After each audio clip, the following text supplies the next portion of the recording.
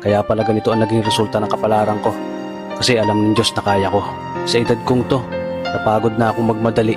Kaya lahat ng ginagawa ko ngayon, ini-enjoy ko na lang. Siguro sa dami na rin ng aking pinagdaanan, napagtanto ko na ang buhay ay mas malawak at mas mahiwaga pa sa mga problemang dumarating sa buhay natin. Tumatanda na tayo, baka sa kakahabol natin sa masagana at maayos na buhay, ay hindi na natin nai-enjoy ang buhay. Baka nabubuhay na lang tayo dahil nape-pressure tayo sa sasabihin ng ibang tao. Marami na rin akong mga naging maling desisyon sa buhay, pero lahat yun nagsilbing aral sa akin at natuto ako sa mga pagkakamali ko. May mga taong sobra nating mamahalin at bibigyan ng halaga, pero ibabalik lang sa atin ay kabiguan at matinding trauma. Kaya wag nating lilingunin ng mga taong tulad nila dahil mas payapa kapag hindi ka na interesadong malaman pa kung ano pang balita sa kanila. At wag mong idepende ang sarili mo sa kahit kanino. Tandaan mo, kahit sarili mong anino, iiwan ka din nito kapag madilim na ang paligid mo. Kailangan natin matutunan na huwag ikumpara ang sarili natin sa iba dahil hindi natin laban ang laban nila. Karera mo to, di nila karera.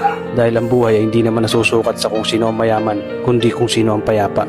Kaya galingan mo lang palagi tol dahil napakaraming tao mapanghusga, tihilahin ka pababa. At lagi mo itong tatandaan na makakatanggap ka lang ng papuri mula sa kanila kapag patay ka na.